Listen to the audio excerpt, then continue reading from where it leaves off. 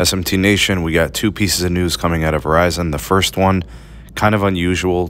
Don't typically expect Verizon to do something like this, but I'm actually glad to see it. I think it's a sign of things to come, as things haven't really been going their way in terms of perception and some of their metrics and their business.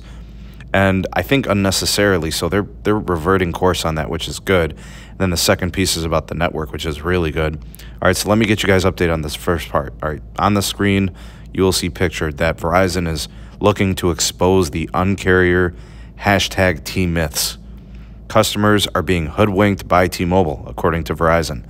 What they did essentially was they took to the news center, which Verizon News Center is like right there on their webpage, kind of doing this this article, I suppose, or this informative page about what T-Mobile has been advertising versus what T-Mobile has actually been doing. Now, I've done a pretty comprehensive job of trying to evaluate what is an Uncarrier move and what isn't. And in my estimation, every single Uncarrier move that has been made since like 2017 or 18 has not truly been Uncarrier. It's had a lot of little asterisks to them. It's got a little deal breaker here and there. There have been flaws in them that aren't truly Uncarrier. There's always been these little workarounds and these little sneaky things that come around and sneak behind you, and it kind of disqualifies it as an Uncarrier move in my estimation.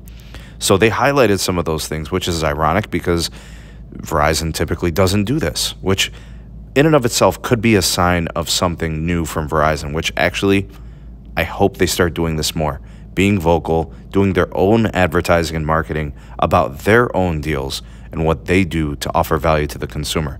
But let's take a look at each piece, each item of the quote-unquote Uncarrier moves since 2017. So the big one for a lot of people, and what people are really happy about having, is in 2017, T-Mobile launched the taxes and fees included.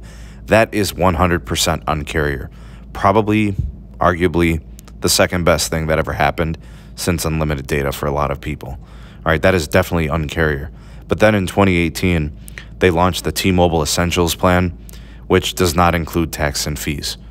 That's not Uncarrier. So what they did was they artificially decreased the price, but since they didn't include tax and fees, it essentially makes it almost the same price as a regular Magenta line. So that definitely not Uncarrier. January 22nd, 2022, or January of 2022, they added, I guess, voice and data lines had an increase in regulatory fees, and that's not Uncarrier, right? If it was Uncarrier, maybe they would have eaten up the cost. I'm not sure how they could qualify that as being Uncarrier. I guess you were able to avoid it if you had a legacy plan or a Magenta plan, but that's something to note. March of 2022, Connect plans launched.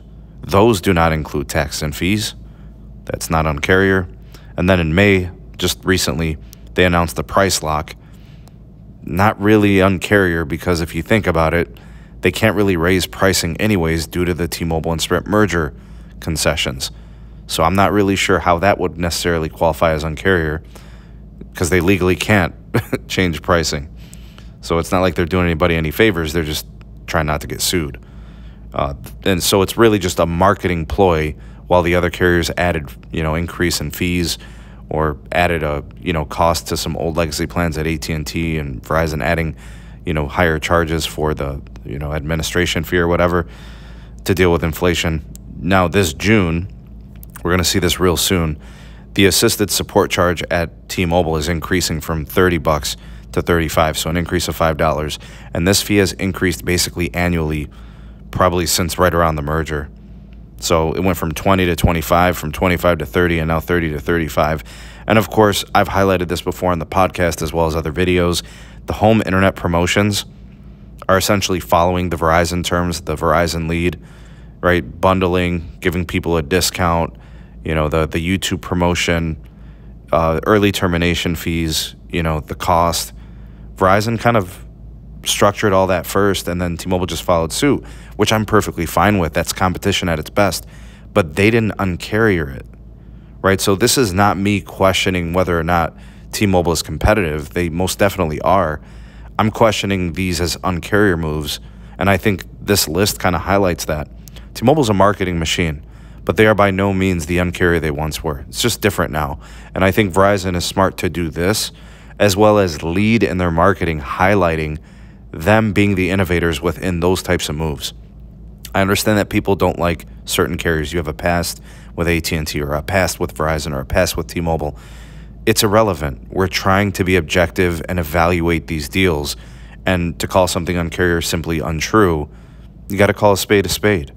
All right, so that was good to see that they highlighted this, and I'm not sure if Verizon's going to follow up with this and do some other things to kind of highlight those inaccuracies, those self-proclaimed marketing ploys that T-Mobile has been doing to push the narrative.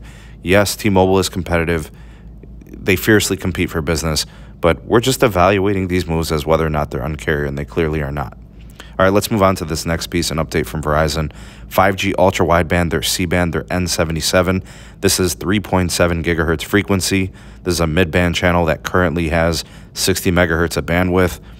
Very, very soon, we're going to be seeing, well, at some point next year, we'll be seeing 160 to 200 megahertz of bandwidth average nationwide, a bulk of which is going to free up in 2023 as satellite companies go ahead and clear, as well as Verizon, paying to have it early cleared. That's ongoing. More markets will get the 5G ultra-wideband from Verizon. And they went ahead and disclosed this information, some data. Data usage on the ultra-wideband layer, this N77, has increased 249%. So states like California, Indiana, Illinois, Arizona, Texas, Ohio leading the way as having the highest user base using the most data on this connection. Also mentioned are Maryland, Delaware, Pennsylvania, New Jersey, Virginia, Michigan, Nevada, and Florida being very high usage places as well. This network layer actually launched back in like mid to late January of 2022, and they launched with 100 million pops, even through all the FAA nonsense and planes falling from the sky and altimeters and blah, blah, blah, whatever. But the goal by the end of the year is to get to 175 million pops. And Verizon is doing their part to upgrade and create more capacity on the network as they kind of play from behind with respect to T-Mobile getting out ahead with the merger and that 5G stimulus.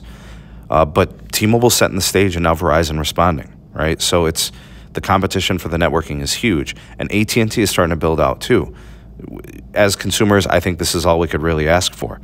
Now, when it comes to the use cases of this 5G ultra-wideband, we're seeing primarily used in mobility, smartphone user, all this extra uniform capacity, as opposed to the millimeter wave variation, which is parts of cities and takes a really long time and concentrated development to deploy. So fixed wireless access, you think about use case number 2, 5G home, 300 megabits per second downlink, 20 megabits per second uplink, a viable replacement of bad cable, a improvement compared to, say, for example, satellite or DSL, and then also like 5G home business for Verizon, dedicated commitments to performance metrics like 300 and 400 megabit per second tiers. There's a lot to be happy about there. And, let's not forget that T-Mobile's doing their fixed wireless access too.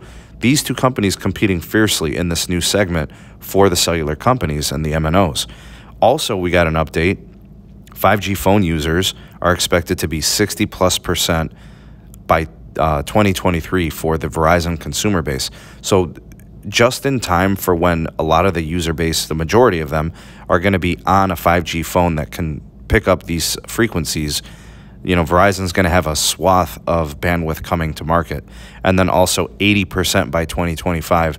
They'll continue to bolster, densify, add more sites with upgrades, build new sites, small cells and all that.